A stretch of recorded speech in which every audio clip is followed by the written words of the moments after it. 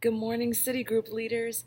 Erica here with our weekly update, and there's just something that's really been on my heart that I want to share with you all, which I'm going to jump right into. We do have announcements for this week that can be found on the email, but I want to talk to you guys about something, and I noticed something on Sunday. This time here almost becomes a little bit of our huddle for the week to just kind of gather together on a thought to keep in our hearts and minds and digest throughout the week as we're ministering. And there's something that I have been noticing and that I've been praying about, and I've been asking God just for some sort of insight on how we can minister to these people. And there's a thought that's been on my heart to communicate this, and I want to speak this into your hearts and minds, and then I'm going to break it down for you and explain, and we're going to continue. I want to hear your thoughts back on this. But what I want to say to you, I want you to keep in your spirit, is connecting all people. All people. Not just our first-time guests that are coming in, not just people that appear easy to talk to, but connecting all people. As most of you know, as we all do on staff here, I wear many hats. That's just something that we do here on staff. We do whatever it takes to equip and empower people. And a couple of different other areas that I am involved in besides city groups, one of them is the counseling area. And on the intake form of the counseling form, where people fill it out to request pastoral counseling here at I-5 City, there are 3 questions. Those 3 questions are: have you completed Next? Are you a part of a group? And do you serve on the Dream Team? And every person who requests counseling has to answer, along with a bunch of other questions, they have to answer these 3 questions. And in 2018, we've had quite a number of people come through for counseling. And I can honestly tell you, 99% of them answer no to all 3 of those questions. And when we sit down with people and we talk with them and we ask them, how long have you been attending I-5? That number changes. I've been attending I-5 for 5 months. I've been attending I-5 for a year, 2 years, 3 years. Oh, I've been attending I-5 since y'all were meeting on Locust Road in Odenton. Yet the answer to those 3 questions still remain the same.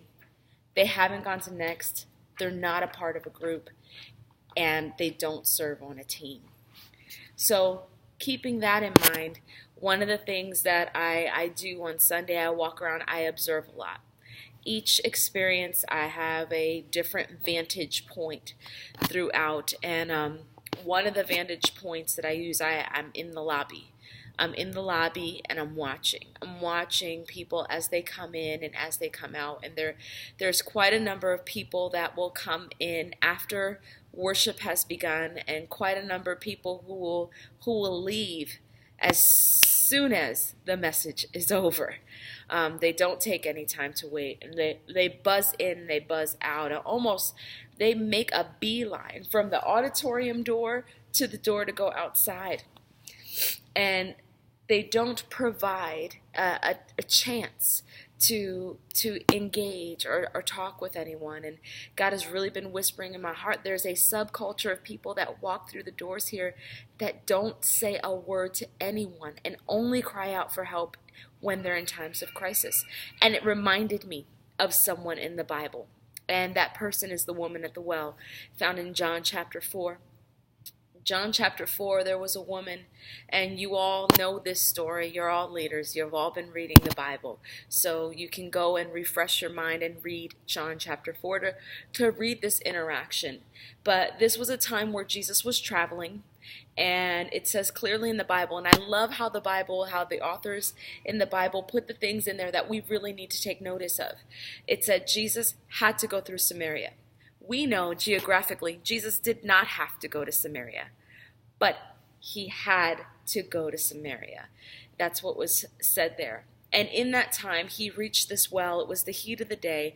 It says that he was hungry. The disciples went to go get some. It was time for him to refresh. But in that time of him to refresh, there was a divine appointment there. There was a woman who was coming to the well at the time of the day where she was getting what she needed, but she was making sure that she was going at a time where nobody else was there so that she wouldn't engage with them. But guess what? God knew her time. God knew her time. He knew where she was, and he had to go there. He had to go there, and he had to connect with her. And what did he do? Did Jesus call her into ministry? Did he give her some gift? What did he do? Jesus restored her dignity to restore her to community. After that conversation, she was healed in her heart and her mind because she had met the Messiah. She had met the Christ. She received him. She believed in him. She received him. And she went back into community. The very community that she was doing everything in her power not to run into, she ran to. What she was running from, she was now running to. So as leaders, I want you to be prayerful. We have women of the well who are coming in and out of our doors on Sunday morning at every single experience. Sometimes they come early and they sit in the auditorium and they don't speak to anybody. Sometimes they come late and they buzz in and they buzz out. In my mind, I've started calling them buzzers. They're the buzzers. They buzz in, they buzz out. They're like busy bees. But connecting all people. Sometimes life happens and they are just getting here late. Sometimes it takes everything to get here on a Sunday morning. It almost seems like every demon in hell doesn't want you to get to church on Sunday morning, and they're fighting through that to get here. Man, they fought the good fight to get here.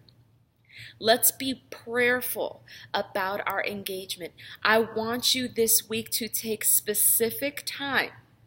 Take specific time. Whether you are scheduled to don a yellow shirt or not, we should be engaging, connecting all people. I want you to make it a matter of prayer and even add fasting to that prayer, asking God for divine appointments, asking God to connect you to one of the women of the well that come in on a Sunday morning. One of the women of the well, one of the people that come in knowing that they need something, knowing they need a drink from the well, but are doing everything in their power to stay away from people, to stay away from community. Let me just get what I need from God and keep it going. Not realizing you're not getting the full potential of what God has for you when you're resisting community. So be prayerful, be intentional. Those people who sign up for your group and do not show up, find out why. Text them, call them, talk to them, find them, have face-to-face interactions, prayerful face-to-face interactions, prayerful texts, prayerful emails, prayerful phone calls. Everything that we do has to be bathed in prayer. Prayer is not our last resort, it is our first response.